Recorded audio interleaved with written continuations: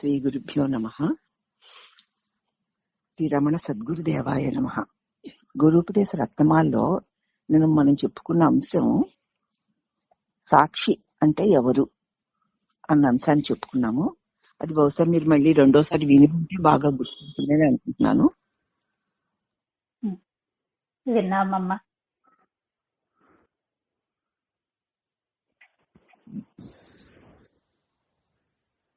ఇక్కడ సాక్షి గురించి మనకు చెప్పిన విషయంలో అంతిమంలో ఏం చెప్పాను, ఎక్కడ ఆపామంటే సాక్షి ఎవరు అంటే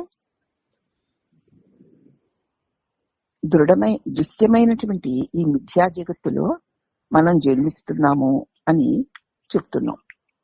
దృశ్యమైనటువంటి ఈ జగత్తులో మనం పుట్టాము అని చెప్పుకుంటున్నాము. అయితే అదే ఆత్మ దృష్టిలో చూసినప్పుడు ఈ శరీరమే నేను అన్న అహంకారం వల్ల, అవివేకం వల్ల ఇలా చెబుతున్నాము అని గ్రహించాలి. ముందు మనకి మన స్వరూపం తెలియకపోవడం చేత దృశ్యమానం అవుతున్నటువంటి ఈ మిథ్యా జగత్తులో మనం పుట్టాము అని అనుకుంటున్నాం. ఎందుకంటే శరీరమే నేనన్న భావన గాఢంగా మనకు ఉండడం చేత. కానీ ఆత్మ దృష్టిలో చూసినప్పుడు మరి ఇదంతా అవివేకమేనని, నా స్వరూపం నేను ఎరుగని కారణంగా అవివేకంగా భావిస్తున్న భావనే తప్ప ఇది మిథ్యేనని తెలుసుకోగలుగుతాము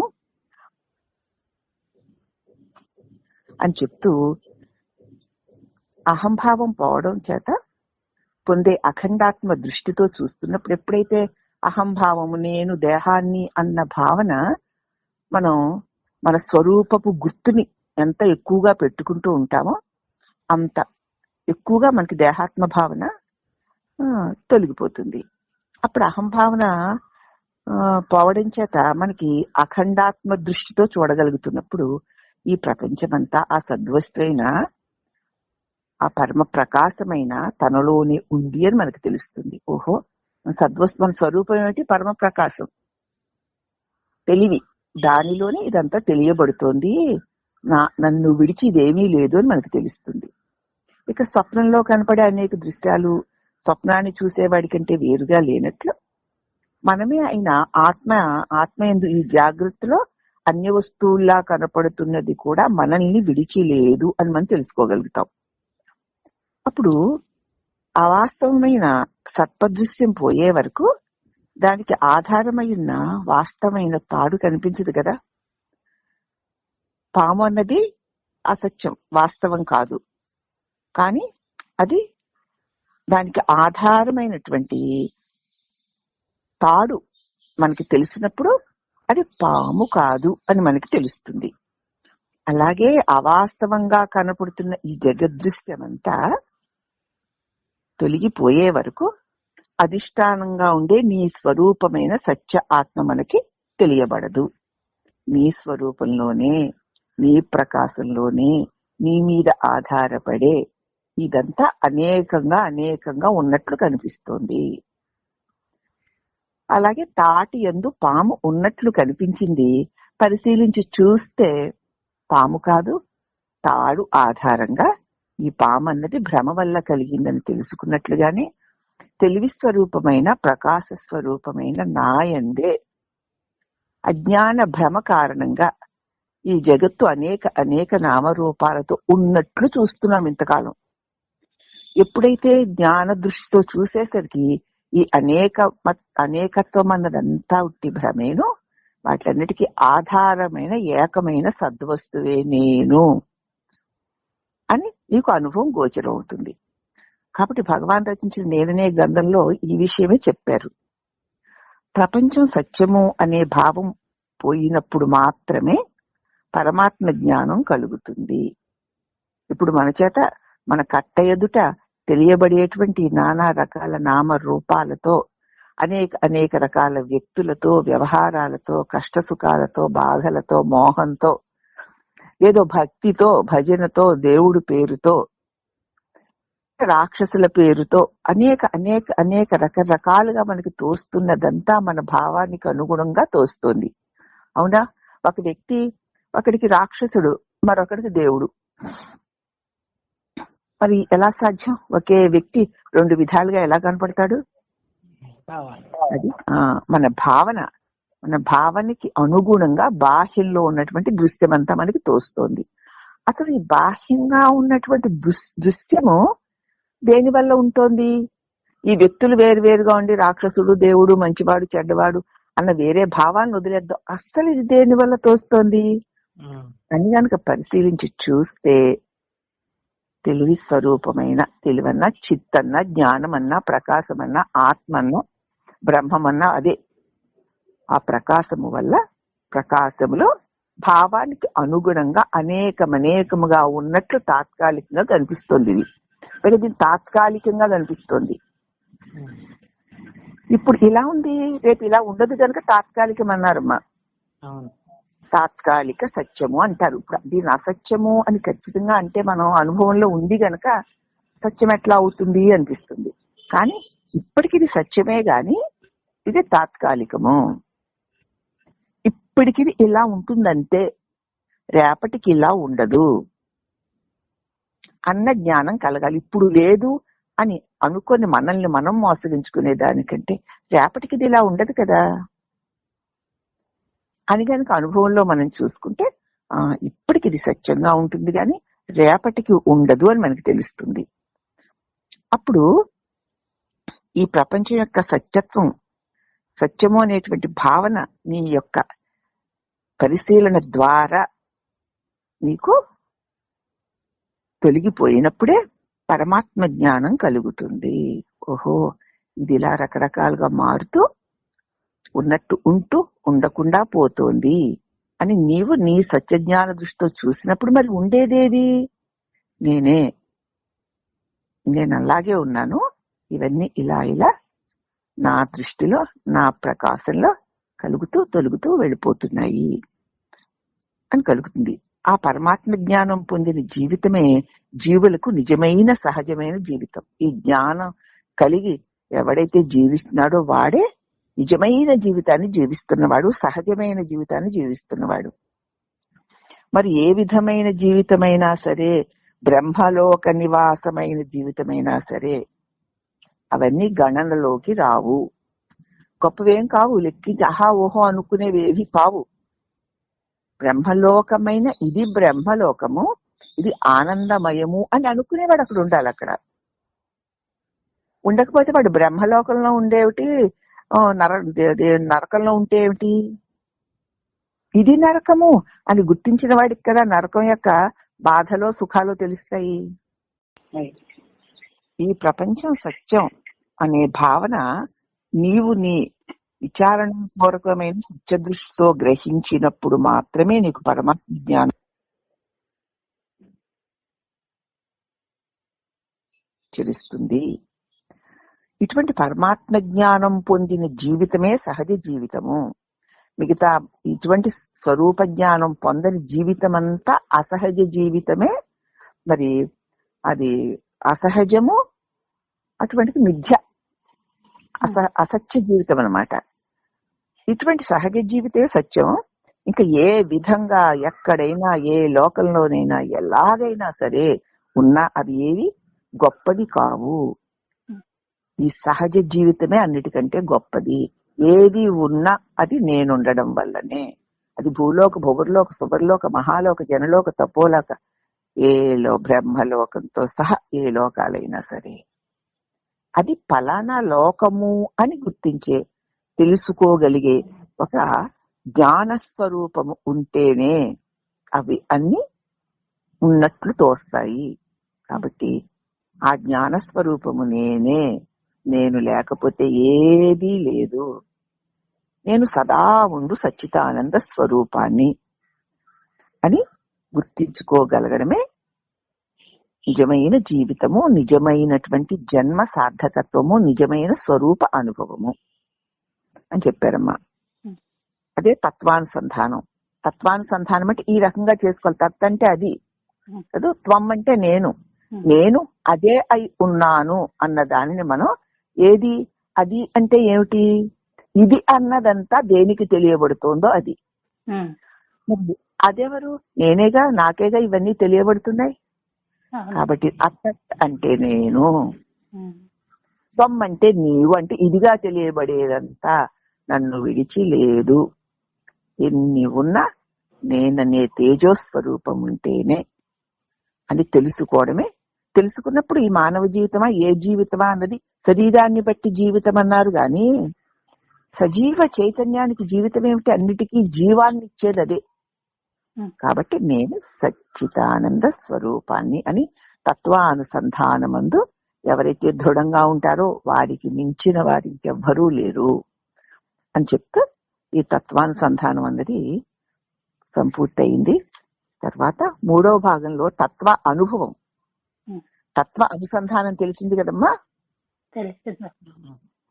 ఇప్పుడు తత్వ అనుభవం గురించి చెప్తున్నారమ్మా. దీనిలో అపరోక్ష జ్ఞానము అన్న అంశాన్ని గురించి మాట్లాడుతున్నారు. ఆత్మయే నిజమైన నేత్రము. అది తెలుసుకునేది తన్ను తానే కాబట్టి ఆ ఆత్మ ఒక్కటే సత్యమైన అపరోక్ష వస్తువు. ఆత్మ అంటే తెలిసింది కదా. ఆత్మ అంటే ఏమిటి? దాన్ని అనేక పేర్లతో చెప్పాం. ప్రకాశమని, తెలివని, జ్ఞానమని, పరమాత్మని, పరబ్రహ్మమని, సచ్చిదానందమని దేనిని అంటున్నామో అదే నిజమైన నేత్రము. నేత్రము అంటే అన్నిటినీ చూపించేది, అన్నిటికీ ప్రకాశాన్ని ఇచ్చేది. అదే నిజమైన నేత్రము. ఆత్మ అంటే నేను, నేనుకే ఇన్ని పేర్లు. అది తెలుసుకునేది ఎవరిని? ఆత్మ ఎవరిని తెలుసుకోవాలి? తన్నే కనుక ఆ ఆత్మ ఒక్కటే సత్యమైన అపరోక్ష వస్తువు. దాన్ని మాత్రమే తెలుసుకోవాలి. ఈ సమస్తము దేనికి తెలియబడుతున్నాయా అని ఎవరు తెలుసుకోవాలి? తానే. ఎవరిని? తననే. మనం సమస్తము ఎవరికి తెలియబడుతున్నాయి వారిని తెలుసుకుందామని ఎక్కడెక్కడో వెతుకుతున్నాం. ఎక్కడెక్కడో వెతకడం కాదు. ఇవన్నిటినీ తెలుసుకునే నేనెవరా అని తన్ను తానే వెతుక్కోవాలి. తన్ని తానే తెలుసుకుంటోంది కాబట్టి నన్ను నేను తెలుసుకోగలను గాని ఇతరులు తెలుసుకోగలరా? ఎందుకు తెలుసుకోలేరు? వాణిగా, అన్నపూర్ణగా, గీతగా, లతగా తెలుసుకుంటారు తప్ప నన్ను ఎదురుగా. తమ్ము తాము ఎరిగిన వారు కదా, వారికి రెండో వస్తువులు అంతా తానేగా ఉంటారు. తను తాను ఎరుగుని వారికో తన తనువుతో పాటు ఇతర తనువులన్నీ వేరువేరుగానే ఉంటాయి. అవునా? నన్ను మీరు ఎరుగుదురా అండి అంటే మీరు ఫలానా వారు కదా అని దేని చూసి గుర్తుపడతారు? దేహాన్ని చూసి గుర్తుపడతారు, రూపాన్ని చూసి గుర్తుపడతారు. మరి వారు నిజముగా నన్ను ఎరిగిన వారా? నేనెవరినో, నేను ఎలాంటి వాడనో, ఏంటో నా స్వరూప స్వభావాలేంటో, నా వ్యవహారాలు ఏమిటో, బయటికి నేను చేస్తున్న వ్యవహారం ఎలా ఉందో, లోపల నా మనోలోకం ఎట్లా ఉందో, దాని లోపల నేను ఎలా ఉన్నానో అవన్నీ ఎవరికి తెలుసు? ఎందుకు తెలియడం లేదు అంటే తమ్ము ఒక దేహం అనుకునే వారికి అంతా దేహమయంగా కనపడుతుంది. లోకమంతా అనేక నామరూపాలతో కూడి ఉన్నట్లుగా కనపడుతుంది. నిన్ను నువ్వు దేహం అనుకున్నావా, అన్నపూర్ణని అనుకున్నావా, నీకు లోకమంతా నామరూపాలతోటే కనపడుతుంది. మరి నిన్ను నువ్వెవరివా అని నిన్ను నువ్వు తెలుసుకున్నావా? మరి నువ్వు దేహంగా నిన్ను చూసినప్పుడు లోకమంతా దేహాలమయంగా కనిపించినప్పుడు నువ్వు చిత్స్వరూపాన్ని నువ్వు తెలుసుకున్నప్పుడు మరి విశ్వమంతా చిత్స్వరూపంగానే తెలుస్తుందిగా. కాబట్టి నిన్ను నువ్వు ఎలాగా గుర్తించుకుంటున్నావో అలాగే నీకు ఇతరమంతా కనపడుతుంది. అందుచేత ఆత్మదృష్టి లేని జీవులు బాహ్యంలో తనకి అన్యంగా గోచరించే విషయాలను పంచేంద్రియాలతో గ్రహించి వాటివే ప్రత్యక్షమైనవి, ఖచ్చితంగా ఉన్నవి అంటారు. ఆత్మదృష్టి తాను తెలివి స్వరూపాలన్నీ, ప్రకాశాన్ని తెలియని వారు జీవులే. అంత గొప్ప విద్వాంసులైనా పండితులైనా సరే జీవులే. వాళ్ళు బాహ్యంలో తనకంటే అన్యంగా గోచరించే సమస్త నామరూపాలు, సమస్త విషయాలు పంచేంద్రియాలతో మాత్రమే గ్రహించి వాటిని ప్రత్యక్షమై స్పష్టంగా ఉన్నాయి అంటారు. ఇప్పుడు మనం అదే చేస్తున్నాం, అవునా? ఇంద్రియాల ద్వారా నామరూపాలన్నిటినీ కూడా గ్రహిస్తూ అవే సత్యమైనవి, అవే ప్రత్యక్షంగా నేను తెలుసుకుంటున్నవి అనుకుంటావు. కానీ ఆత్మదృష్టి కలిగితే ఇప్పుడు నామరూప రహితమైన ఏకమైన ప్రకాశమే నేనని నీకు తెలిస్తే విశ్వమంతా ప్రకాశమయంగా తెలుస్తుంది. నిన్ను నువ్వు ఎలా చూసుకుంటావో లోకాన్ని కూడా అలాగే చూస్తావమ్మా. అది సారాంశం. అవునమ్మా. ఇంత చెప్పిన దానికి సారాంశం, నిన్ను నువ్వెలా చూసుకుంటావో అలాగే లోకంలో అందరూ అలాగే ఉన్నారు అనుకుంటావు. మరి నేనండి నన్ను నేను ఎప్పుడు మంచిగానే చూసుకుంటాను కదండి, మంచిదానిగానే చూసుకుంటాను కదండి. మరి నాకంటే వేరుగా కనిపించేవన్నిట్లో నాకు మంచి చెడ్డ తప్పు ఒప్పు అవన్నీ కనిపిస్తున్నాయి కదండి వేరువేరుగా. నన్ను నేను చూసుకున్నట్లుగా లోకాన్ని నేను చూడడం లేదు కదా అని ప్రశ్నించవచ్చు కదా. నిన్ను దేహం అనుకుంటున్నావు కాబట్టి నీలాంటి వికారాలే వాళ్ళకి ఉన్నాయనుకుని, నీలాంటి రాగద్వేషాలే వాళ్ళకి ఉన్నాయనుకుని వాళ్ళని చూస్తావు. అవునా? అవునమ్మా. ఇది అక్కడ మనం తెలుసుకోవాల్సింది. నీకు రాగద్వేషాలు ఉన్నప్పుడు వాళ్ళకుంటే తప్పేమిటి అంటారు భగవాను. నీకుంటే ఒప్ప, నువ్వు దేవతవా, వాళ్ళకుంటే తప్ప, వాళ్ళు రాక్షసులా. నీకు కొన్ని ఎక్కువ ఉంటాయి, వాళ్ళకు కొన్ని ఎక్కువ ఉంటాయి. నీకు కొన్ని తక్కువ ఉంటాయి, వాళ్ళకు కొన్ని తక్కువ ఉంటాయి. అవునా? కాబట్టి నిన్ను నువ్వు నామరూపాలతో చూసుకున్నప్పుడు ఈ విశ్వంలో ప్రతిదీ నామరూపాత్మకంగానే నీకు కనిపిస్తుంది. నిన్ను నువ్వు ప్రకాశ స్వరూపమైన తేజోస్వరూపమైన తెలివిగా నిన్ను నువ్వు చూసుకుంటే మరి ప్రతి శరీరంలోనూ ఉన్నది తెలివేగా. ఇప్పుడు విశ్వాన్నంతా ప్రకాశమయంగా చూడగలుగుతావు. అంటే తెలుసుకునే ఈ జగద్వస్తువుల యొక్క జ్ఞానాన్నే లోకులందరూ ప్రత్యక్ష జ్ఞానము అంటారు. ప్రత్యక్షంగా చూశానండి అంటాం. అవునా? లేకపోతే దేవుడు ప్రత్యక్షమయ్యాడండి అంటాం. దేవుడు ఎలా ప్రత్యక్షం అవుతాడమ్మా? నామరూపాలతో నీ కట్ట ఎదుట కనపడుతూ ఉంటాడు. నీకు లోపలైనా గాని బయట గాని ఒక నామరూపాలతోటే కదా దేవుడు ప్రత్యక్షమవుతాడు. లోపలైనా సరే బయట అయినా సరే నామరూపాలతోటే ప్రత్యక్షం అవుతాడు. ఎందుకు? నువ్వు నామరూపాలు అనుకుంటున్నావు కాబట్టి. కాబట్టి నామరూపాలు నువ్వు అనుకుంటున్నంత కాలము నీ చేత తెలియబడేవన్నీ నామరూపాలుగానే నీకు తెలియబడతాయి. లోకులందరూ కూడా అలాగే అనుకుంటున్నారు. అయితే మనకి కనిపించే ఈ ప్రపంచం ప్రత్యక్షం కాదు. ప్రత్యక్షం కాదా? ఇదేమిటి ఇంత ప్రత్యక్షంగా ఎదురుగుండా ఉంటేను అనిపిస్తుంది. ఎందువలనంటారా? ప్రపంచాన్ని చూడడానికి మనస్సు, నేత్రాలు, వెలుగు మొదలైన ఇతర ఉపకరణాలు అవసరం కదూ. ఉండాలా? చూడడానికి మనసు ఉండాలి, ఇంద్రియాలు ఉండాలి, శరీరం ఉండాలి, పైగా శరీరం అంటే కళ్ళు ఉండాలి, పైగా వెలుగు ఉండాలి. ఇన్ని ఉంటే కదా నీకు ఈ ప్రపంచం ప్రత్యక్షం అవుతుంది. కాబట్టి ప్రపంచం నీకు చూడాలి అంటే మనస్సు ఉండాలి, నేత్రాలు ఉండాలి, వెలుగు మొదలైనటువంటి ఇతర ఉపకరణాలు ఉంటే నువ్వు చూడగలుగుతావు. అంతకంటే సత్యమైన ప్రత్యక్షమైనది, స్వస్ఫురణ స్వరూపమైనది ఆత్మ. నిన్ను నువ్వు తెలుసుకోవడానికి, నేనున్నానని నీకు తెలియడానికి మనసు కావాలా? నేత్రాలు కావాలా? మరి దీపాలు కావాలా?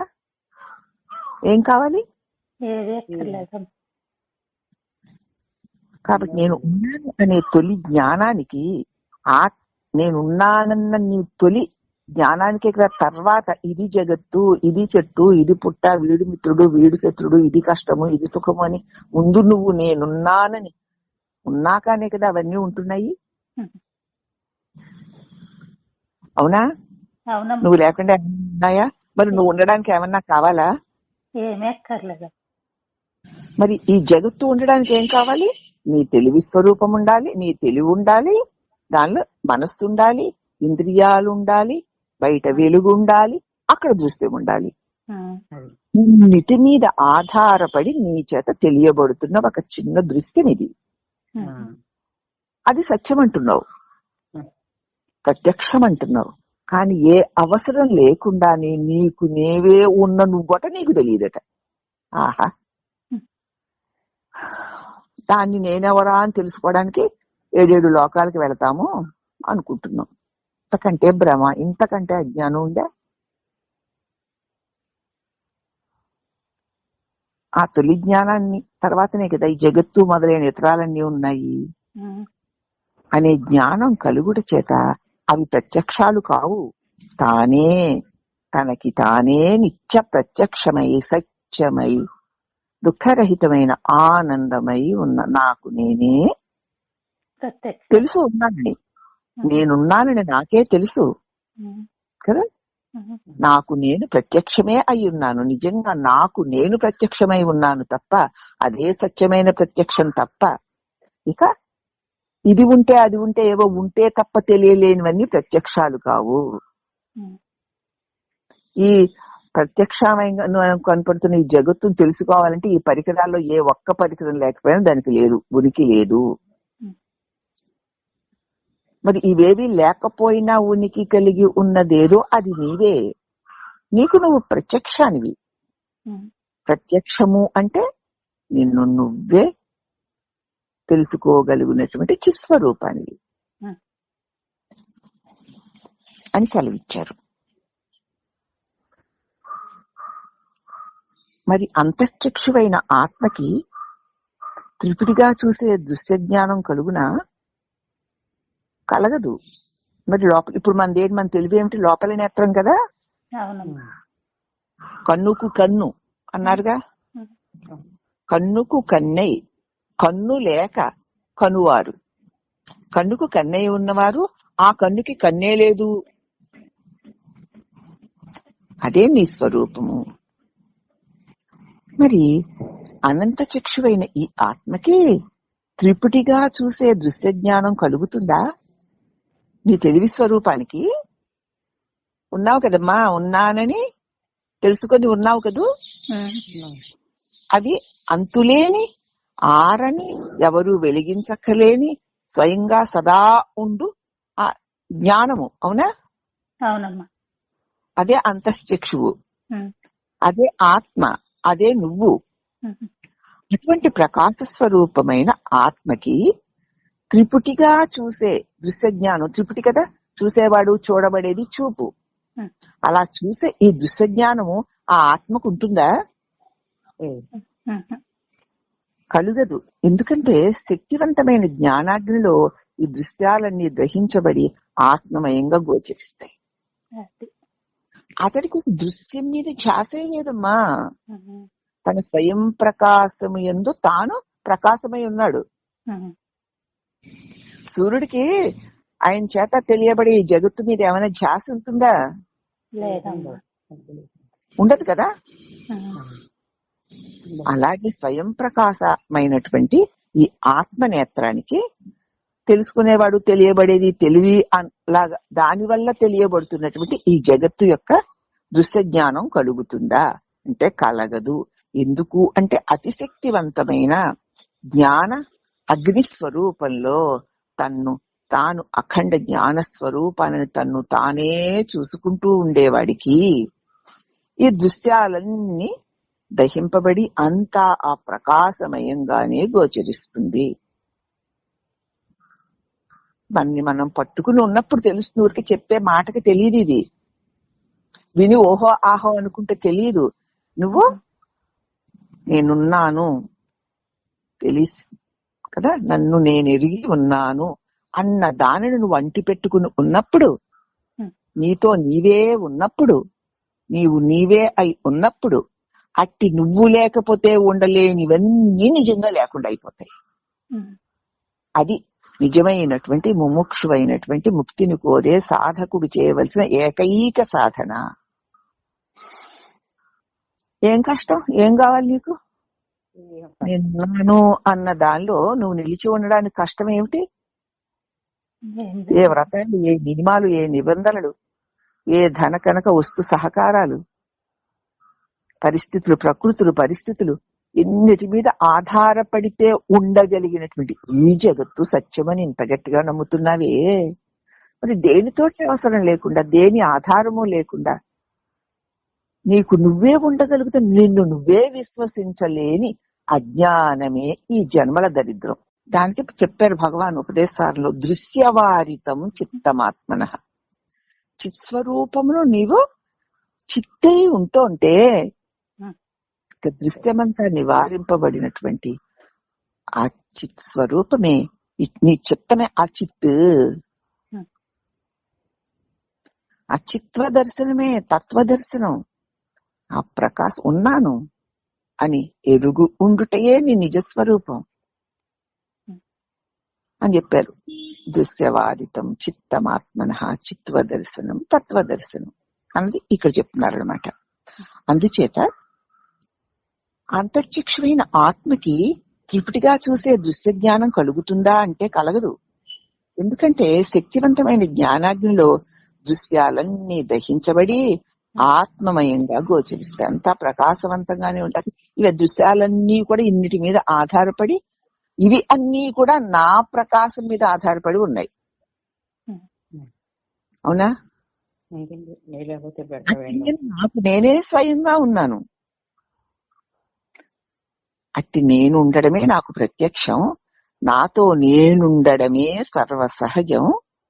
అట్టి సర్వసహజ స్థితిలో నేను నేనై ఉండగా ఇక దృశ్యం ఎక్కడున్నది?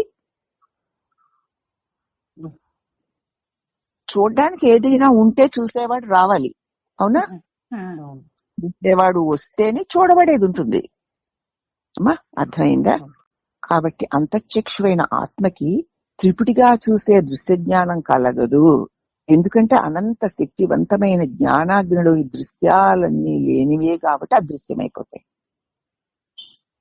పై పద్యభావంలో చెప్పిన అంతఃచక్షువు అంటే అనంతమైన దృష్టి, అనంతమైన ప్రకాశము. అంటే మంచి చెడు, దేశము, కాలము, కార్యము, కారణము, ఫలితాలు మొదలైన భేదభావాలు కొంచెమైనా లేని ఏకైక తత్వస్వరూప ప్రకాశమే అని తెలుసుకోవాలి.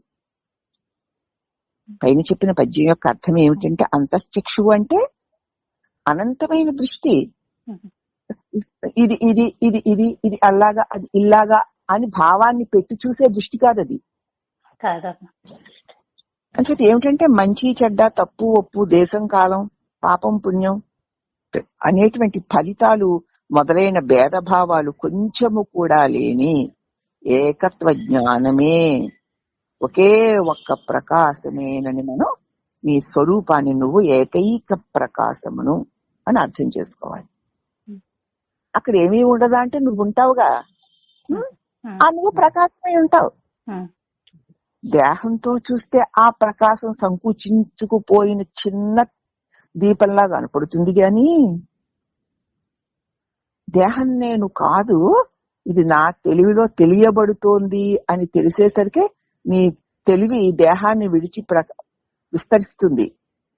విస్తరిస్తూ ప్రకాశమే నేను, నాకు నేనే ఉన్నటువంటి, ఉన్నానని ఎరిగి ఉన్నటువంటి అనంత ప్రకాశాన్ని అని గనక నిన్ను నువ్వే చూసుకుంటూ పోతే ఈ దేహాలన్నీ దానిలోనే లీనమైపోతాయి, లయమైపోతాయి. అందుచేత ఆ అంతర్దృష్టిలో ఈ కార్యకారణ కర్తవ్యాలు, ఈ ఫలితాలు మొదలైన భేదభావాలన్నీ కొంచెము కూడా లేని ఏకత్వ జ్ఞానమే ఉంది. ఆ ఏక సద్వస్తువు నువ్వే. అక్కడ నేను అని అనవలసిన పని లేదు. నేను అన్న భావన వచ్చాకనే అన్య భావాలన్నీ వస్తాయి. ఇంకక్కడ ఇంకో రెండోది ఉంటే నేను అనాలి. అనవలసిన పని కూడా లేకుండానే నాకు నేనే ఉన్నటువంటి చిన్మయ స్వరూపాన్ని అని ఇప్పుడు చెప్పడం కోసం చెప్పిన మాట గాని, అనుభవంలో అన్యమే లేని ఏకసద్వస్తువు అని గుర్తించాలి. మరి ఈ మాటలు మీకు బాగా అర్థమైతే అనుభవం కలుగుతుంది. అనుభవం కలిగిందమ్మా. అదే అపరోక్ష జ్ఞానము. అయితే నిత్య సత్యమైన ఎరుక గురించి చెప్తున్నారు ఇప్పుడు. అది ఇప్పుడు చెప్పే ఏదైతే నిరూపించి చెప్పామో దాని గురించే మళ్ళీ మనకి ఖచ్చితంగా వివరిస్తున్నారు. అంతర్ముఖంగా చేసే ఆత్మవిచార సాధన. ఇప్పుడు నేనెవరినని ప్రశ్నించుకుంటే నేనన్న తలంపు పోయి ఉండడము అనేటువంటి ఒక అనుభవం కలుగుతుంది. అంతవరకు బాగుంది కదా. అదే అంతర్ముఖంగా చేసే సాధన. ఈ సాధన నిరంతరం చేస్తూ పోతే కలిగే ఫలితం ఏమిటి అంటే, నేను దేహము అనే మిథ్య అయిన అహంభావం నశించిపోతుందంతే. మాటి మాటికి నేను మేను అంటూ జారిపోయి దీంతో పట్టుకు తిరుగుతుంటే ఇది సత్యం అన్నట్లు అనిపిస్తోంది మనకి.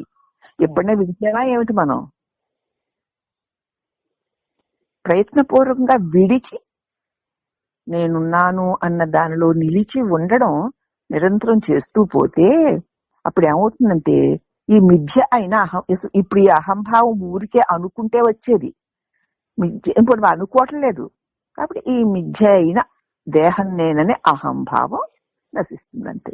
ఇక దేహం నేనన్న అహంభావం నశిస్తే ఇక బంధమేది? అంతేకాని ఒక నిత్య సిద్ధ స్వయం ప్రకాశమైన ఆత్మస్వరూపాన్ని పొందటం అన్నది విచారణ యొక్క ఉద్దేశం కాదు. అసలు ఉన్నదే ఆ నిత్య సత్యమైన ఆ స్వరూపమై ఉన్నావు నువ్వు, దాన్ని కొత్తగా పొందడం కాదు. కానీ అందే నేనన్న ఒక తలంపు లేచి మేనన్న ఒక భ్రాంతి చెంది ఈ నానాత్వంతో ఇంతకాలము చేస్తున్నటువంటి జీవితం యొక్క పరమార్థం ఏమిటా అని సద్గురువుని ఆశ్రయించి నువ్వెవరివా నిన్ను నువ్వే ప్రశ్నించుకునేలాగా గురువు చేస్తే, ప్రశ్నించుకుని నిలిచి చూస్తే ప్రశ్నించేవాడే లేకపోగా ఉన్నానన్న ఒక దివ్య అనుభవం మిగులుతుంది. దాని యందు నిరంతరము ఉండగా ఉండగా ఉండగా ఉన్నట్లు తోచేవన్నీ మిథ్యలే కాబట్టి లేకుండా పోతాయి అని చెప్తున్నారమ్మా. అహంకారం ఒక్కటి నేను దేహమన్న భావన నశిస్తే చాలు, ఇక స్వరూపమైన ఆత్మ నీకు సిద్ధించినట్లే. ఇప్పుడు కూడా సిద్ధించే ఉంది. నేను దేహానన్న భావన అడ్డుగా ఉంది. నేను దేహాన్న అసలు అవునా కాదా అని ఎప్పుడైనా మనం పరిశీలించామా? కాదు అన్నటువంటి భావనే మనకి ఎప్పుడూ లేదు. ఇప్పుడు కాదు అని చెప్తున్నారు. అవునా కాదా, మరి ఇది నేను కాకపోతే నేనెవరిని అని నిలిచి చూడు, ఆగి చూడు. ఈ నేనన్న భావన పోవడంతో మేనన్న భావన కూడా తొలగిపోయి స్వరూపమే సుస్థిరమై ఈ అహంభావం తొలగిపోయేసరికి ఈ స్వరూపమే నీకు అనుభూతం అవుతుంది. అవిద్య మాయమైపోతుంది. నేను దేహమన్న భావన అవిద్య, అజ్ఞానం కదూ, అది మాయమైపోయి ఆత్మసిద్ధి అయినట్లు అంటున్నామే కానీ ఇంకో ఇదంతా తెలుసుకుని అవునవుండయి ఇదంతా పోయింది, సిద్ధి అయిపోయింది అంటున్నామే కానీ ఇది దశముని కథలో పదోవాడు దొరికాడు అనడం వంటిది. తన్ను మరిచి అన్నిటినీ లెక్క పెట్టుకుంటూ పోయాడు. అప్పుడు 9 మంది దొరుకుతారు కానీ 10వాడు దొరకడు కదా. కాబట్టి ఈ 9 మంది లెక్క పెట్టే ఈ 10వాడు ఉంటే తప్ప లెక్కలు రావుగా. వీడున్నాడు కాబట్టి 9 మందిని లెక్కెట్టాడు. ఈ లెక్కెట్టేవాడు లేకపోతే లెక్కెట్టబడేవాడు లేరుగా. అలాగే నేను అనే చిస్వరూపం లేకపోతే అది ఇది వాడు వీడు అనేటువంటి అనేకత్వము లేనే లేదు. ఉన్నది ఆ ఏక సద్వస్తువైన నేనే, నాయందే ఇవన్నీ తోస్తున్నాయి. ఆత్మ నిత్యంగా అపరోక్షంగా ప్రకాశిస్తూనే ఉంది. నిత్యంగా అపరోక్షంగా ప్రకాశిస్తూనే ఉంది. అందుచేత జ్ఞానానుభవం కొత్తగా వచ్చేది కాదు. కొత్తగా వచ్చిందా అంటే మరి మనకు ఇప్పుడు కొత్తగానే వచ్చినట్టుంది. వచ్చినట్టే ఉంది కాబట్టి పోయినట్టే పోతుంది. ఉంటేనే కదా ఇదంతా. పోయిన బోధలు మాత్రం ఉన్నదానికి చెప్తామా లేని దానికి చెప్తామా కదా. తెలుసుకోవడం కూడా ఉన్నవాడికి తెలియ చెప్తామా, లేని వాడికి తెలియ చెప్తామా? వాడికి కదా తెలియ చెప్తాము. అందుచేత ఆత్మ అన్నది నిత్య సత్యముగా అపరు నాకంటే వేరు కాకుండా సదా ప్రకాశిస్తూనే ఉంది నేను నేను అని. ఉమ్, అందుచేత జ్ఞానానుభవం కొత్తగా వచ్చేది కాదు. దానికి అడ్డుగా ఉన్న నేను అన్నదానికి నేను అన్న దానితో చూస్తున్నాం గనక ఉమ్, ఇక ఈ అనేకత్వం అంతా గోచరిస్తోంది. ఓహో, నేను అంటే నేను కాదు అని నిలిచి చూస్తే ఉన్నది ఆత్మే ఉమ్, అని తెలుసుకుంటావు. 10 మంది మూర్ఖులు ఒక ఏటిని దాటిన తర్వాత అందరూ ఒడ్డు చేరారా లేదా అని తెలుసుకుందామని తమని లెక్కపెట్టి చూసుకుంటున్నారట. లెక్క పెడుతూ ఉన్నప్పుడు ఒక్కొక్కడు తనను వదిలి లెక్క పెట్టడం వల్ల 90 ఉన్నారు అనుకున్నారనమాట. అందువల్ల వారిలో ఎవరో ఒకడు ఏట్లో మునిగిపోయాడు, అయ్యో మనం 10 మంది వచ్చామే, ఒకడు మునిగి చచ్చిపోయాడు రా, 90 ఉన్నామని దుఃఖించారు. అప్పుడు అక్కడికి వచ్చిన ఒక బాటసారి తన ముందు ఆ 10 మంది ఉన్నట్లు చూశాడు. మరి అతనికేమో ఈ 10 మంది కనపడుతున్నారు. చూసి వీరి అజ్ఞానాన్ని పోగొట్టడానికి ఒక్కొక్కరిని ఒక దెబ్బ కొట్టి, దెబ్బ తగిలినప్పుడల్లా 1, 2 అని అంకెలు చెప్పమన్నాడు. 10 మంది దెబ్బలు తిని, అవును మేం 10 మంది ఉన్నాం, పోయినవాడు మాకు దొరికేశాడు, ఇంతవరకు 9 మందే అనుకున్నాం, మీరు వచ్చి మాకు పోయిన వాడిని మాకు ఇచ్చేశారండి అన్నారట. పోయిన వాడిని ఏమన్నా ఇచ్చాడు? అసలు పోతేగా. ఉమ్, ఈ నిరూపణ కొత్తదేం కాదు, అనేక సార్లు చెప్పుకున్నాము. ఈ భావాన్ని ఈ పద్యంలో చెప్పుకున్నాళ్ళే మనకి ఏం మిగిలింది? ముందు నేను అని నాకంటే అన్యముగా ఉన్న వాటిని నేను తెలుసుకుంటాను. ఆ 11వ వాడు అంటున్నాను చూసావా, వాడు ఆ 10 మంది లిస్ట్ లో లేడు. లేదమ్మా. అర్థమైందా? అయ్యింది. పద చెప్పినట్టు చెప్పేస్తారు. ఈ 11వ వాడు ఆ 10 మంది లిస్ట్ లో లేడు. వాడికంటే వేరుగా ఆ 10 మందిని చూసేవాడిగా ఉన్నాడు. ఉమ్, ఉండడం చేత ఆ 10 మంది లెక్కలోకి వచ్చారు. అవునా? మరి ఈ 11వ వాడు ఆ 10 మంది లిస్ట్ లో వాడు కాదు కదా. కాదమ్మా. ఆ 10 మంది ఈ 11వ వాడికి కదా తెలియబడ్డారు. ఉమ్, అంటే వాడికంటే వేరుగా ఉన్నవాడికి కదా తెలియబడ్డారు. ఉమ్, అలాగే ఎవరికైనా సరే ఏదైనా తెలియబడాలంటే తెలియబడేదానికంటే వేరుగా తెలుసుకునేవాడు ఉన్నాడు గనక.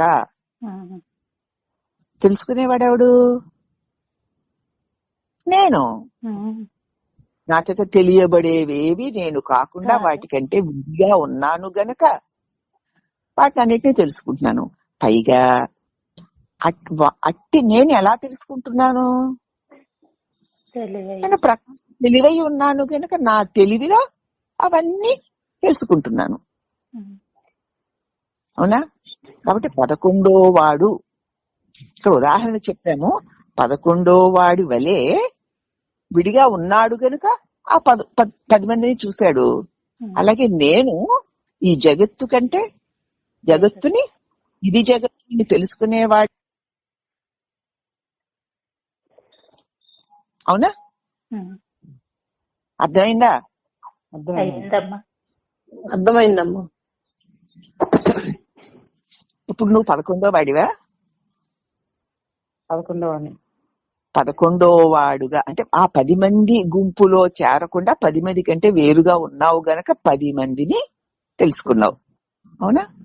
ఉమ్, అలాగే నా చేత తెలియబడేదన్నీ ఏవి కూడా నేను కాదు, అవి నా చేత తెలియబడుతున్నాయి.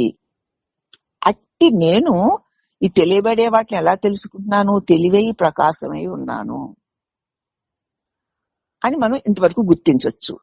కానీ ఇంకా సూక్ష్మంగా వెళితే ఆ 10 మంది కంటే 11వ వాడు వేరా అంటే వేరేనే అంటున్నాం. అవునా? వేరుగా ఉన్నాడు కనుకనే అమ్మా ఆ 10 మందిని వాడు లెక్క పెట్టి తెలుసుకోగలిగాడు అంటున్నాం. అలాగే దానితో ఇప్పుడు మనం ఈ జగత్తుని తెలుసుకునే నన్ను కూడా పోల్చుకున్నాం. అవునా? ఉమ్, నేను 11వ వాడి వలె ఈ జగత్తు కంటే వేరుగా ఉన్నానని. అవునా? ఉమ్, అనుమానమా ఏమిటి చెప్పండి మరి. లేదమ్మా. అవునమ్మా, కరెక్టే అమ్మా. 11వ వాడిగా ఉన్నాం. అది కదా. అయితే ఈ 11వ వాడు ఆ 10 మందిని ఎలా తెలుసుకున్నాడు? తెలివై తను లెక్కేసుకోలేదు కదా, తను లెక్కేసుకోకుండా తన ప్రకాశంలోనే ఆ, తన ప్రకాశంలోనే తన ప్రకాశమే తన తెలివే కదా 11 అవును. 10 మందిని వ్యాపించి ఉమ్, 10 మందిని వ్యాపించి 10 మందిని చూపించింది కదా. అవునమ్మా. మరి అది వ్యాపించి చూపించినటువంటి ఆ తెలివి లేకపోతే 11వ వాడు ఎక్కడున్నాడు?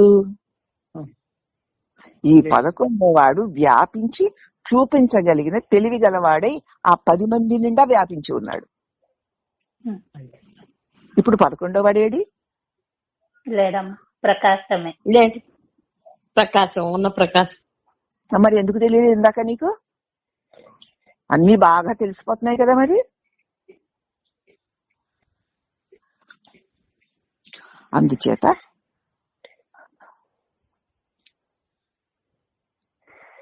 అని రూఢిపరచు. అవును, మేము 10 మంది ఉన్నాము, పోయిన వాడు దొరికాడని రూఢిపరుచుకున్నారట. ఈ నిరూపణ కొత్తదేం కాదు. ఈ భావాన్ని ఈ పద్యంలో చెప్పారు. అవిద్య అంటే జ్ఞాపకం లేకపోవడం. ఏదైతే నన్ను నేను మరిచిపోయిన కారణంగా నాకంటే అన్య వస్తువులు కనిపిస్తున్నాయి తప్ప నన్ను విడిచి ఏమీ లేవు అని తెలియని కారణంగా. ఇప్పుడు తెలుసుకున్న సాధనా ఫలం ఏమిటి? తన్ని తాను కొత్తగా ఆత్మగా తెలుసుకోక్కర్లేదు. ఏది తెలిసినా నన్ను విడిచి లేదు, నాలోనే నా చేతనే తెలియబడి ఉండాలి తప్ప నన్ను విడిచి కొత్తగా లేదు. నేనంటూ విడిగానూ లేదు, అన్నిటి నిండా నిండి ఉన్నది నేనే అని తెలుస్తుంది. అలా చూసుకోవాలి. మరి నిజంగా నీకు జ్ఞానం కలిగి ఉంటే ఆ చూపే టక్కున వచ్చేసి ఉండాలి. అది రావడం కష్టం. వచ్చినట్టు కనిపిస్తుంది, తెలిసినట్టు కనిపిస్తుంటే 11వ వాళ్ళగా పక్కన కూర్చుందాం అనుకుంటున్నారు. ఈ కూర్చునే వాడు ఎవడాన్ని ప్రశ్నించట్లా, ఈ తెలుసుకునేవాడు ఎవడాన్ని ప్రశ్నించ వాడిని బలంగా దిట్టంగా ఉంచుకొని ఇవన్నీ చూసే వాళ్ళలాగా నేను తెలివినంటూ చెప్తున్నారు కబుర్లు. ఎక్కడ భ్రమపడ్డారో, ఎక్కడ బ్రాంచ్ లో ఉన్నారో మీకే తెలిసింది కదా. ఇప్పుడు తెలిసిందమ్మా. అవునమ్మా, తెలిసింది. మరి ఇంకా నా అన్నపూర్ణం గారు 11వ వాడు ఏడండి? తెలివే ఉంది ఇక్కడ. మరి రూపాన్ని పట్టుకుని కూర్చొని తెలిసిందంటే నేను ఎలా ఒప్పుకోను? అవునమ్మా. ఒప్పుకుంటే పాడి చేసిన బానే అవుతాను. అవునమ్మా. మరి ఎవరి మట్టుకు వాడు చూసుకోండి. ఎలాగంటే స్వర్ణంతో తయారు చేసిన ఆభరణాన్ని కరిగించి రూపం పోయిన తర్వాతే స్వర్ణం అంటామా? ఆ బంగారు నగలన్నీ కరిగించేసాక ముద్ద అయితేనే దాని బంగారం అంటామా? ఆభరణాల రూపంలో ఉన్న దాన్ని బంగారం అని అంటాం కదా. అలాగే చిత్తము కల్పించిన ఈ మిథ్యారూపాలైన జగజ్జీవేశ్వరులు అనేటువంటి 3 తత్వాలు కూడా కనిపిస్తున్నప్పుడు కూడా సచ్చిత్ స్వరూపమే, నా ప్రకాశమే, నేనే అని తెలుసుకో. అందుకే మరి 11వ వాడు లేడుగా. 10 మందిగా ఉన్నదా 11వ వాడే. ఆ తెలివే. అనేక ఆభరణములుగా ఉన్నది బంగారమే. బంగారాన్ని తెలుసుకోవాలంటే ఆభరణాలు కరిగించేయక్కర్లేదు, ఈ నామరూపాలన్నీ ఇలా పక్కకి తీసేయక్కర్లేదు. నామరూపాలుగా ఉన్న బంగారమే దేనికి తెలియబడుతోందో కదా. ఏ తెలివికి ఇదంతా తెలియబడుతోందో ఆ తెలివిని విడిచిదేవీ లేవు. అవును, ఉన్నా ఆ ప్రకాశమే, ఆ ప్రకాశమే ఉన్నా అన్నప్పుడు దానిలో కనిపించేటువంటి బొమ్మల్ని దిమ్మల్ని రూపాలని ఎందుకు చూస్తావు నువ్వు? వాటితో అవసరం లేదమ్మా. ఇదేం తేలికైన మాట ఏం కాదమ్మా. దేన్ని చూస్తోన్నా, ఎక్కడ చూస్తోన్నా, ఎవరిని చూస్తోన్నా, ఎలా చూస్తోన్నా కదా, ఎలా చూస్తోన్నా నాకు అందరూ వేరుగానే విడివిడిగానే కనిపిస్తున్నారు. పైగా నా భావ వికారాలకు అనుగుణంగా కనిపిస్తున్నారు. బాధ పెట్టేవారుగా, సుఖ పెట్టేవారుగా. అది కదా మన అనుభవం. అవునమ్మా. మరి అదంతే. నా చేత తెలియబడేవారు నాకంటే వేరుగా ఉన్నారు అనుకున్నప్పుడు వాటి వల్ల నీకు అదే వస్తాయి వికారాలు. వీళ్ళు నాకు ఎలా తెలుస్తున్నారు? నా ప్రకాశమైన తెలివి ద్వారా తెలుస్తుంది. చూశాను అంటావు. ఉమ్. ఎలా చూశాను? తెలివి అంటావు. తెలివే ఉంది. తెలివంటే ఏమిటి? నాకు నేనే ఉన్నాను, నేను ఉండడానికి లేకుండా ఉన్నాను, స్వయం ప్రకాశమై ఉన్నాను. అట్టి ఉన్న దానిలోనే నా ప్రకాశాన్ని మరిచిన కారణంగా నా వల్ల తెలియబడేవి నాకంటే అన్యం అనుకున్నాను. అవునమ్మా. నా ప్రకాశాన్ని నేను తెలుసుకున్నాను, నేను ప్రకాశం తెలుసుకున్నాను. ఇక నా ప్రకాశంలో తెలియబడేవన్నీ ప్రకాశమే. బంగారం ఎన్ని ఆభరణాలుగా మార్చిన ఆభరణాల రూపాల్లో ఉన్నదంతా బంగారమే. అలాగే నా ప్రకాశంలో తెలియబడేదంతా ప్రకాశమే. ప్రకాశమే అయి ఉండి ప్రకాశిస్తుంది. అవును, అవునమ్మా. బంగారమే అయి ఉండే ఆభరణాలుగా కనిపిస్తుంది. ఈ జగత్తంతా కూడా ప్రకాశమే అయి ఉండి ప్రకాశిస్తుంది అని అనుభవానికి రావాలమ్మా. కాబట్టి ఇలాగా ఆభరణ రూపంలో ఉన్న అది స్వర్ణమే కదా. అలాగే నీ చిత్తము కల్పించిన మిథ్యారూపాలైన ఈ జగత్తు, జీవుడు, ఈశ్వరుడు అనేటువంటి మూడు తత్వాలు కూడా సదా సచ్చిస్వరూపమైన ఆత్మయే, నేనే అని తెలుసుకో. అంతే. ఈ ఒక్క ముక్క గనక అర్థమైతే ఈ క్షణంలోనే మనకి ఈ దేహమయమైన జగత్తు, జీవితము ఇప్పుడిక్కడే అదృశ్యమైపోవాలి, చచ్చిపోవాలి.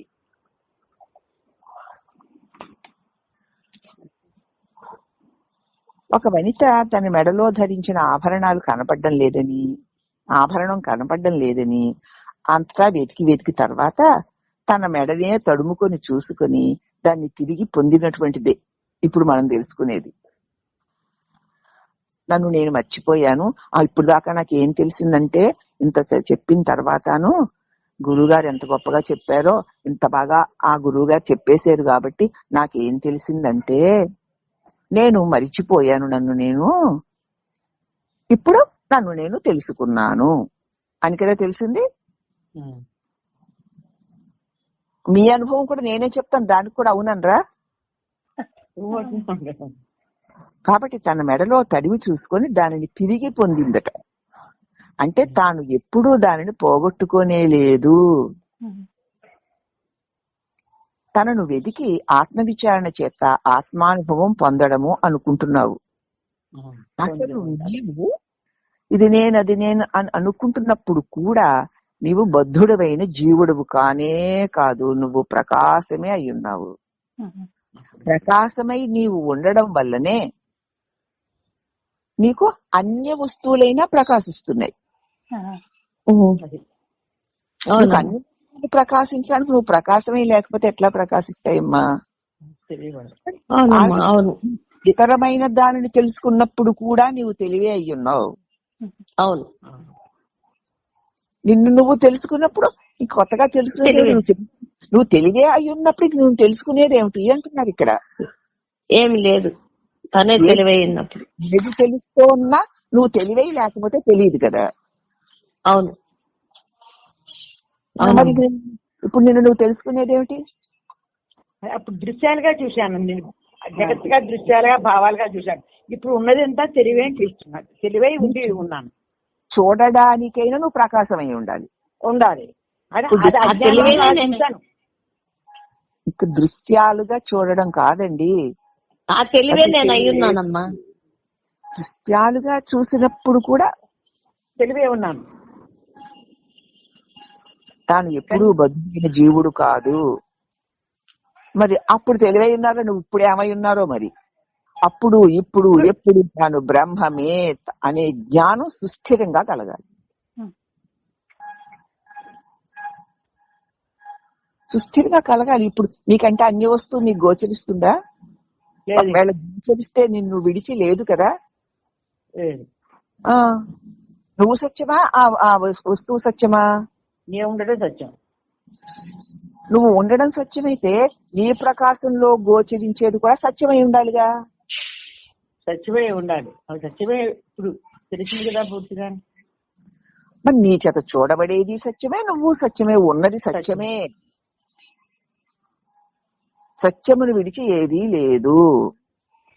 అవునమ్మా. ఇందాక ఒక్క నిమిషం క్రితమే కదండి నీ చేత తెలియబడేవన్నీ రకరకాలుగా మారిపోతూ ఉంటాయి, పోతాయి, నువ్వే సత్యాన్ని ఇందాక చెప్పారు కదండి. ఇప్పుడేమో నీ చేత చూడబడేవి కూడా సత్యమే అంటున్నారండి. ఇదేమిటండి అని అడిగితే మీరు అడగరు, అడిగితే కదా సత్యం ఎప్పుడూ సత్యమే అని ఉంటే అసత్యాలు లేనే లేవు అని అర్థం.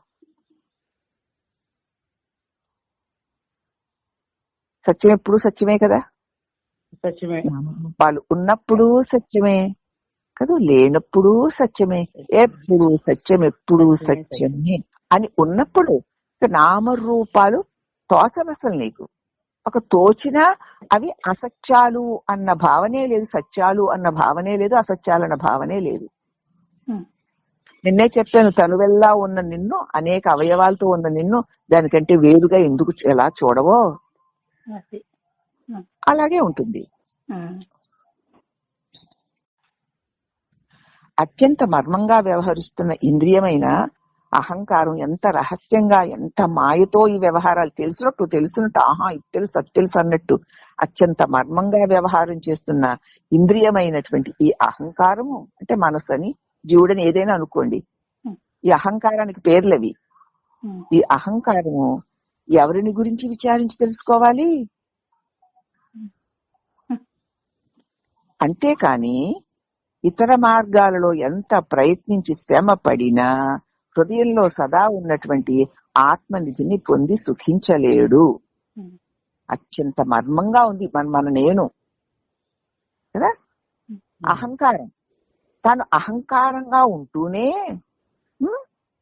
తాను జ్ఞానంగా ఉంది. బోధ చెప్తే నేను జ్ఞానంగా ఉన్నాను అంటూ ఉంటుంది మళ్ళీ. అటువంటి ఈ అహంకారం వ్యవహరిస్తున్న ఈ నేను అనేటువంటి అహంకారము ఎవరిని విచారించి తెలుసుకోవాలి? తన్ను తానే కదా విచారించి తెలుసుకోవాలి. తన్ను తాను విచారించడం మానేసి ఇతర మార్గాల్లో అది ఇది ఇలాగని ఎంత ప్రయత్నం చేసినా హృదయంలో సదా ఉండునటువంటి ఆత్మనిధిని పొందలేదు. ఈ అహంకారం ఎవరిని తెలుసుకోవాలి? ఎవరిని తెలుసుకుంటే దానికి ముక్తి, దేవుణ్ణి తెలుసుకుంటే ముక్తి కలుగుతుంది అంటున్నారు. అతడు నీ హృదయంలో నిధి అయి ఉంది కదా. దాన్ని ఎవరు తెలుసుకోవాలి? అహంకారమే తెలుసుకోవాలి. అహంకారము తన్ను తాను నేనెవరా అని తెలుసుకోవాలి తప్ప ఇంక ఏది తెలుసుకున్నా ఏది చేసినా అది ప్రతిబంధకమే గాని విడుదల లేదు. అహంకారం తను తాను తెలుసుకుంటుందా? మరి తన చేత తెలియబడే దేహేంద్రియ మనోబుద్ధులతో కూడిన జగత్తునే తెలుసుకుంటూ ఉంటుంది తప్ప తను తెలివే అయ్యింది మళ్ళీ. ఎంతసేపు దేహేంద్రియ మనోబుద్ధుల్ని, లోకాన్ని, అనేకత్వాన్నే తెలుసుకుంటూ ఉంటుంది. ఆ తెలుసుకుంటూ ఉండడంలో ఆత్మని కూడా తెలుసుకున్నాను అనుకుంటూ ఉంటుంది. ఓ శివేజీ వేధవై తెలుసుకుని నువ్వెవరివే అని తన్ను తానే ప్రశ్నించుకోవాలి. తన్ను తాను ప్రశ్నించుకుని తను తన స్థితిలో నిలబడితే తప్ప ఈ తెలివిడి జ్ఞానాలన్నీ కూడా నీకు విడుదలను కలిగించవు. నిన్ను నువ్వే తెలుసుకోవాలి. ఈ అహంకారం తన్ను తానే నేనెవరినా అని ప్రశ్నించుకోవాలి. అప్పుడే ఆత్మనిధిని పొందగలడు. ఈ పద్యంలో శ్రీ భగవానుడు తమ దృఢమైన అభిప్రాయాన్ని గట్టిగా వెలువచ్చారు. ఇంతకంటే ఇంకొకటి లేదు అని. భక్తి అని, కర్మయని, భక్తి యోగమని, కర్మయోగమని, యోగ మార్గమని, జ్ఞానమని, ఏ మార్గాలలో మీరంతా అందరూ కూడా ఎంత శ్రమ పడ్డా కర్మయోగులండి వాళ్ళు. ఎంత కర్మ చేస్తారు, ఆహా నిష్కామ కర్మయోగులు వాళ్ళు అని. ఇంకా అపర భక్తులండి, అలాంటి భక్తులు లేరు అని. యోగ మార్గంలో ఉద్దండులండి, కుండలినీ శక్తిని మేలు కొల్పి తమలో ఉన్నటువంటి ఉజ్వల శక్తులతో విశ్వమంతా ఏది ఎక్కడున్నా తెలుసుకునేటువంటి మహాయోగులండి అని, వాళ్ళు జ్ఞానులండి అని, ఆయా మార్గాల వెంట ఎంత శ్రమ పడ్డా కూడా ఆత్మానుభవం ఆనందం లభ్యం కాదు. అంత గొప్ప ఈ భక్తుడు ఎవడు? ఇంత గొప్ప కర్మఫల త్యాగి ఎవడు? ఈ యోగ మార్గంలో కుండలినీ శక్తిని మేలుకొల్పి అఖండ విశ్వంలోనికి అద్భుతమైన శక్తులను పొందుతున్న ఈ యోగి ఎవడు? అంతా నేనేనండి, నేనే అంతానండి, నేను తెలివినండి అంటున్న ఈ జ్ఞాని ఎవడు అని ప్రశ్నించకుండా ఈ మార్గాల్లో ఎవరు ఎంత శ్రమ పడ్డా కూడా ఆత్మ అనుభవం లభ్యం కాదు. ఏ విధంగా ప్రయత్నించే ఆ రకరకాల విధాలుగా ప్రయత్నించే తాను ఎవరు అని విచారిస్తేనే బ్రహ్మానందం కలుగుతుంది తప్ప ఇక అన్యథా కలగదు. ఎవరికిది? ఎంత గొప్పదైనా, అందుకే ఎంత గొప్పదైనా సరే ఆహా ఓహో ఎందుకు అన్న ప్రశ్న వచ్చిందంటే నువ్వు అధముడవే. ఎందుకు నీ సాధన ఎత్తుకేసి కొట్టుకోవడానికి? ఎవరికైనా నిన్ను నువ్వు ప్రశ్నించుకుని నిలిచి చూడాలి తప్ప అంతకంటే అన్యంగా ఏది చేసినా నువ్వు భ్రమలో ఉన్నవాడివే. ఏది చేస్తే ఏమిటి, ఏది చూస్తే ఏమిటి, ఏది పొందితే ఏమిటి, ఏది పోతే ఏమిటి, ఏది ఉంటే ఏమిటి, నాకేమిటంటున్నాను? నేను అలాగే ఉన్నాను కదా. ఉన్నాను కాబట్టి ఇది వచ్చింది, అది పోయింది, ఇది వెళ్ళింది, అది వస్తుంది, అది మంచిది, ఇది చెడ్డది అని తెలుసుకుంటూ ఉన్నాను కాబట్టే కదా అవన్నీ వచ్చి వెళుతున్నాయి తప్ప నేను ఉన్నాను కదా. ఆ ఉన్న నేనెవరని ఆ నేనులో నిలిచి ఉండు. తెలుసుకునేవాడిగా తైతక్కలాడితే అలాగే ఉంటుంది, 11వ వాడిగా కూర్చుంటావు అక్కడ అంటున్నారు ఇక్కడ. అందుచేత ఏ మార్గంలో ఏ మార్గంలో వెళ్ళినా అది అంతఃకరణ శుద్ధి వరకే పనిచేస్తుంది తప్ప ఆత్మసిద్ధిని కలిగించదు. అప్పుడు నేనెవరినన్న ప్రశ్న వల్ల మాత్రమే ఇవన్నీ చేసేవాడు నేనెవరు అని తన్ను తాను చేసేవాడిని తన్ను తానే ప్రశ్నించుకుంటే తప్ప అతడికి నిజమైనటువంటి తన స్వస్థితి అనుభవానికి రాదు. అదే బ్రహ్మానందము అని భగవాన్ ఖచ్చితంగా చెప్పారు. అంతేకాకుండా సాధకుడైన వాడు తపస్సు సాధన అంతంలో సాధకుడైన వాడు ఏదో మనం సాధకులు, కొంతమంది కర్మయోగులు కర్మ మార్గంలో సాధకులు, కొంతమంది భక్తి మార్గంలో సాధకులు, కొంతమంది యోగ మార్గంలో సాధకులు, కొంతమంది జ్ఞాన మార్గంలో సాధకులు. ఇలా ఏ మార్గంలో వెళ్ళినా సాధకులే కదా వాళ్ళు. ఆ సాధకుడైన వాడు తన సాధన అనంతరం తాను అనుభవిస్తానని ఎంచే ఆ సాటిలేని బ్రహ్మానందం, ఆత్మజ్ఞానం ఒక్క సద్వస్తువే. ఇప్పుడు ఈ సాధన అంతా పూర్తయిపోతే నేను బ్రహ్మానందాన్ని పొందుతాను అనే కదా. బ్రహ్మానందం పొందాలనే కదంటే బ్రహ్మానందం అంటే ఏమిటి? ఏదీ ఇంకా దుఃఖమన్న స్పర్శే లేనిది, అశాంతి లేనిది, చావు పుట్టుకలు లేనిది, సదా సత్యమై ఉన్నది, ఏ విధమైనటువంటి ద్వంద్వాలు లేనిది, ఏకమై వెలిగేది, అదే బ్రహ్మానందం. ముందు మనం ఏం పొందాలనుకుంటామో దాని గురించి మనకి తెలియాలి. తెలియకుండా దాన్ని పొందాలని ఎలా అనుకుంటామండి? ఎవరైనా మనకి తెలియదని మనకు కావాలనుకుంటామా? కావడానికి సాధన కూడా చెయ్యం కదా. మరి బ్రహ్మానందం ఏంటో నీకు తెలియకపోతే దానికోసం నువ్వు ఎలా సాధన చేయగలవు? ఒకవేళ నిజంగా నీ సాధనలో అది నీకు అనుభవానికి వచ్చినా అది బ్రహ్మానందం అని నీకు తెలియకపోవడం, దాన్ని నువ్వు గుర్తుపట్టవు కదా. గుర్తుపట్టినప్పుడు నువ్వు సాధన చేస్తే లాభం ఏముంది? కాబట్టి బ్రహ్మానందం నీకు అనుభవానికి రావాలంటే ఆ తపస్సు దేనికోసం అయితే సాధన చేస్తున్నావో ఆ సాధన అంతంలో తాను అనుభవించి తీరుతాను, పొందుతాను అని రోహిణి గారు ప్రతిజ్ఞలు చేస్తుందిరే. ఆ పొందుతాను అని ఎంచే ఆ సాటి లేని బ్రహ్మానందం ఒక్క సద్వస్తువు తప్ప మరేది కాదు. ఎల్లప్పుడూ ఉండేటువంటి వస్తువు అది. మరి అలా అయితే భవిష్యత్తులో కలగబోయే అనుభవానికి సమానంగా ఇప్పుడు అపరోక్షంగా ప్రత్యక్ష అనుభవంగా అది ఉండి తీరాలి కదా. ఆ సద్వస్తువు సర్వకాల సర్వావస్థల్లోనూ ఉంది అంటున్నారు కదా. దాన్ని నేను సాధన చేసి తప్పకుండా పొంది తీరుతాను ఎప్పుడో అనుకోవడం అంటే ఇప్పుడే ఉన్నదాన్ని ఎప్పుడో పొందుతానంటావేమిటి? సాధన అనంతరం పొందుతాను. ఇంకా ఆ సాధన చేసి చేసి చేసి సాధన అంతంలో నేను సద్వస్తువును పొందుతాను అంటాం. అది మరి సర్వకాల సర్వావస్థల్లోనూ ఉందని నువ్వే అంటున్నావు.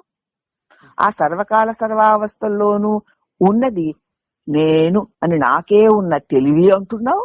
అది నువ్వే అయి ఉన్నానంటున్నావు. ఇంకా పొందుతానంటావే, ఇదిగో మాయ. ఏమన్నా అర్థం ఉందా మన మాటల్లో, మన ప్రయత్నాల్లో? ఇప్పుడు నువ్వు అదే నువ్వు ఉన్నానని ఎరిగి ఉన్నావు అన్న దాని మీద నిలబడం. ఇది చేస్తే వస్తుంది, అది చేస్తే వస్తుంది, ఎప్పటికైనా నేను పొంది తీరాలి, సాధించి తీరాలి ప్రతిజ్ఞలు చేస్తూ మళ్ళీ ఒక అహంకారానికి ఒక తొడుగు వేసుకుంటున్నాం. అందుచేత అలాగే ఇప్పుడు చూడండి అమ్మా, ఏదైనా ఒకటి కావాలనుకుందాం, దాన్ని ఇంతకు ముందు మనం తెలిసి ఉన్నదో అనుభవించి ఉన్నదానినో కదా మనం అడుగుతాము. ఇంతకు ముందు మనకి తెలిసి ఉన్నదైనా అయి ఉండాలి, లేకపోతే అనుభవించి ఉన్నదైనా అయి ఉండాలి. మనకి తెలియనిది, మన అనుభవంలో లేని దానిని మనం ఎప్పుడైనా అడుగుతామా? కావాలని కోరుకుంటామా? కోరుకోం కదా. నీకు తెలియందాన్ని చెప్పు అంటే ఏమిటి చెప్తావు? ఎలా అడుగుతాను అడగాలి. నీకు తెలియందాన్ని చెప్పు అంటే చెప్పు. మరి ఇప్పుడు నువ్వు బ్రహ్మానందాన్ని అడుగుతున్నావంటే బ్రహ్మానందాన్ని గురించి ఎంతో అంతో నీకు తెలిసి ఉండకపోతే, అనుభవించి ఉండకపోతే అది కావాలని ఎందుకు అడుగుతున్నావు? ఎలా అడుగుతున్నావు? కాదమ్మా, వారు వీరు మీలాంటి మహాత్ములందరూ చెప్పిన మాటలను బట్టి కాబోలు అనుకొని అడుగుతున్నాను అంటావు. అవునా? అంతేనా సమాధానం? అందరూ అదే. అంటే లోకంలోంచి పొందే వాటిలాగే ఇప్పుడు లేనిది ఈ ప్రయత్నం చేస్తే దాన్ని మనం పొందుతాము, దాన్ని పొందితే బ్రహ్మానందం వస్తుంది అన్న లక్షణంతో మనం అడుగుతున్నాం. అవునా? ఇప్పుడు నేను చెప్పిన మాట అర్థమైందా? లోకంలో మనం పొందుతున్నవన్నీ కూడా ఎవరో చెప్పారు, అక్కడ చాలా గొప్పది ఉందట, అది మనకి వస్తే చాలా ఆనందం కలుగుతున్నది. ఎవరో చెప్పిన మాట విని అక్కడ ఉందిట కాబోలు అని నమ్మి దానికోసం ప్రయత్నం చేస్తాం. అవునా? మరి బ్రహ్మాండం అంటే అలాంటిదా? ఇప్పుడు లేనిది ఒక సాధన చేసిన తరువాత పొందేది అయితే అది బ్రహ్మానందం ఎట్లా అవుతుంది? ఇప్పుడు లేని తర్వాత ఎప్పుడో వచ్చేది సదా ఉన్నది కాదు కదా. కానప్పుడు అది బ్రహ్మానందం ఎట్లా అవుతుంది? అవ్వదు కదా. మరి అది సదా ఉన్నదైతే ఇప్పుడు నేను ఆ ఆనందాన్ని పొందాలి. మరి ఎందుకు నాకు అది అనుభవంలోకి రావడం లేదు అంటే, నువ్వు బ్రహ్మానందమై ఉండి కూడా ఇదిగో ఈ బాహ్యానందాలు గొప్పవి, అది పొందాలన్న ఒక అల్ప భావన వల్ల నువ్వు బ్రహ్మానందమై ఉన్న దానిని ఎక్కడో పొందడం వల్ల కలుగుతుంది అనుకుంటున్నావు. అవునా? మరి నువ్వు బ్రహ్మానందానివేగా. అంటే బ్రహ్మానందం అంటే ఇప్పుడు లేనిది చాలా ప్రయత్నం చేసిన తర్వాత వచ్చింది, మన పక్క వాళ్ళకంటే పై వాళ్ళకంటే వాళ్ళకంటే గొప్పది అయితే బ్రహ్మానందం అనుకుంటున్నాం మనం. అలాగే ఒక దృశ్యమైనది ఇప్పుడు లేనిది తర్వాత వచ్చేది అయితే అది బ్రహ్మానందం కాదు, అది సత్యానందము కాదు. అది లేనిది తర్వాత వచ్చిందంటే ఆ వచ్చింది మళ్ళీ పోతుంది. కానీ బ్రహ్మానందం అన్నది సదా ఉన్నది, నీ స్వరూపమే. అన్న అనుభవం బ్రహ్మానందం అంటే అది. దాన్ని తర్వాత పొందాలి అనుకోవడమే మోహం. ఇప్పుడు నేను ఎప్పుడు ఉన్న ప్రకాశాన్ని, అదే బ్రహ్మానందము, అదే నేను అని నువ్వు నిలిచి ఉండు. ఇదొక్కటే చేయంతే. ఆత్మస్థితి ఇప్పుడు లేనిదై తపస్సులు బాగా చేసిన తర్వాత పొందగలిగిందైతే అట్లు కొత్తగా లభించే ఆ స్థితి మన సహజ స్థితి కాదు కదా. నిన్ను నువ్వు కొత్తగా పొందుతావా? ఏమండోయ్, నేను చాలా తపస్సు చేసి గుహల్లోకి వెళ్ళి తపస్సు చేసిన తర్వాత నేనున్నాను అని తెలుసుకుంటానండి అని అన్నాడనుకో ఎవడన్నా, వాడిని ఏమంటాం మనం? ఓసి వేరే విధం, ఇప్పుడు నువ్వు ఉన్నావు కదరా, ఉన్నానని నువ్వు చెబుతూనే ఉన్నావు కదరా, ఆ ఉన్న నువ్వే లేకపోతే ఎక్కడికో వెళ్ళి తపస్సు ఎట్లా చేస్తావు? చేయడానికి కూడా నువ్వు ఉండాలి కదయ్యా అని అడగవా మనం వాడిని? మరి ఆ విధవ మనమే అయి ఉన్నాం, అందుకని అలా అడగాలని కూడా మనకు తెలియదు. ఎప్పుడో వస్తుందా? ఏదో లోకాల్లోకి వెళితే వస్తుందా? అదేదో ఆ విరజా నది దాటిన తర్వాత అక్కడ ఏదో ఉంటుందట, అక్కడికి ఆ మోక్షం పొందిన వాళ్ళందరూ వచ్చి ఈ వెళ్ళిన వాడిని తీసుకెళ్తారట, తీసుకెళ్లి భగవంతుడి ముందు నిలబెడతారట. అప్పుడు భగవంతుడిని చూస్తే భగవంతుడు తనలాగే ఉంటాడట, తాను భగవంతుడిలాగే ఉంటాడట, కానీ భగవంతుడు కాదట. కానీ అక్కడికి వెళ్ళాక మళ్ళీ తిరిగి వెనక్కి రారట, అలాగా భగవంతుడు సేవించుకుంటూ ఉంటారా అని చెప్తారు కొంతమంది. ఇంకొకరేమో పరమాత్ముడేమో పెద్ద అఖండ జ్యోతి, మనమందరం జీవాత్మలో చిన్న చిన్న జ్యోతులము, ఆ పరమాత్మ చుట్టూ ఈ చిన్న జ్యోతులన్నీ పరిభ్రమిస్తూ ఉంటాయి, అదే మోక్షం అని ఇంకొకరు చెప్తారు. అవునా? ఇవన్నీ అక్కడ ఇది ఇక్కడ అది అని ఉండాలి అంటే, ఉన్నట్టు తెలుసుకోవాలి అంటే ఏది ఉండాలి? నువ్వు ఇప్పుడే ఉన్నావుగా, నువ్వు లేకపోతే అవేది లేనే లేవుగా. ఆ ఉన్న నీ స్వస్థితిలో సుస్థితివై ఉండడమే మోక్షం. ఆ ఒక్కటి లేకపోతే ఇవన్నీ భ్రమల వల్ల కల్పించుకున్నటువంటి భావాలే. లేదు అంటే జన్మల అంతఃకంలోని అజ్ఞానమంతా కడిగి వేయడానికి దైవం అన్న ఒక భావన, ఈ జగత్తు సత్యము నిత్యమన్న భావనని తొలగించడానికి దేవుడన్న భావన ఒక పరికరం, ఒక ఆలంబన. అర్థమైందమ్మా? దేవుడన్న భావన అంటే ఒక ఆలంబన. ఆ తర్వాత అంతా భగవంతుడే కదా, ఓహో ఆయనేనా ఆయనదేనా అని అనుకుంటూ ఉండడంలో నేను నాది అన్నది పోయి ఆయనదే అన్నది మిగులుతుంది. ఆయనదే అనే నేనెవరా అని ప్రశ్న రాలేదనుకోవడానికి అలాగే తిరుగుతూ ఉంటాడు. అదిగో ఏదో లోకాల్లోకి వెళ్ళి అప్పుడు వాడికి మళ్ళీ కలగాలి, ఆయనదే అనే నేనెవరు అంటే ఆయన లేడు, నువ్వే ఆ ప్రకాశంలో ఆయన ఒక భావన పెట్టుకున్నావు. అదే నోటీసులు అంటించరాదు అనే నోటీసు మిగతా నోటీసులన్నింటినీ తొలగించినట్లు భగవంతుడే అనేటువంటి భావన, నేను నాది అనేటువంటి భావనలన్నీ తోసేసి ఆ తర్వాత భగవంతుడు అనే నేనెవరు అన్న భావనతో భగవంతుడే నేనైపోతా. బట్టి మాటలు కాదమ్మా ఇవి. అవునమ్మా. నిన్ను నువ్వు పట్టుకొని సదా ఉంటున్నప్పుడు కలిగేటువంటిది ఇదంతా. ఏ భ్రమలకి లోనవ్వకుండా నేను దేహంలో ఉన్నాను, అత్యాశ్రమి స్వామి అంటారు, నేను దేహంలో ఉన్నాను అని భావించేవాడట తన్ను తాను సజీవ సమాధిలో బంధించుకున్నవాడట. సజీవమైన సమాధిలో తన్ను తాను సమాధి చేసుకుని ఉన్నాడట. నేను దేహం అనుకునేవాడు, నేను దేహం అనుకునేవాడికి చెప్పక్కర్లేదు, వాడు మూఢుడే. నేను దేహములో ఉన్నాను, ఈ బంధికానాలో ఆ సమాధిలో నిన్ను నువ్వే సమాధి చేసుకున్న మూర్ఖుడివి. ఇప్పుడు మనందరం ఈ దేహం అనేటువంటి సమాధిలో మనం సమాధి చేసుకుని కూర్చున్నాం. అవునా?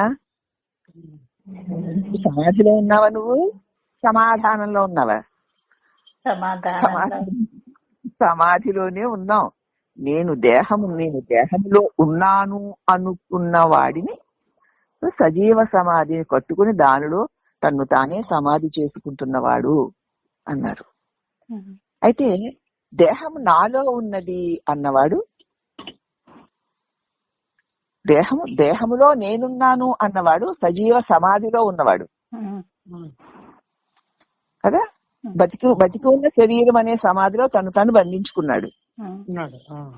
కాదు, నాలో దేహం ఉన్నది అని ఉన్నవాడు సహజ సమాధుడై ఉన్నాడు. మరి నువ్వు దేహంలో ఉన్నావా? దేహం నీలో ఉందా? నాలో దేహం ఉందా? నాలో దేహం ఉందన్న మాట వట్టిది. నువ్వు దేహంలో ఉన్నామన్న దాంతో గట్టిగా మనం బిగిసి ఉన్నాం. ఇప్పుడు తెలిసిందమ్మా. దేహం నాలో ఉంది అన్నప్పుడు మరి నువ్వు దేహానికి బంధితుడు కాదు కదా. కాదండి. మరి నువ్వెవరివి? ఈ ఒక్క దేహమే కాదు, ఇలాంటి అనేకమైన దేహాల నిండా వ్యాపించి ఉన్న చిదాకాశాన్ని వాడు తన సహజ స్థితిలో తాను ఉన్నవాడు. తనకంటే అన్యంగా రెండోది లేదు పెంచుతున్నవాడు అంటున్నారమ్మా.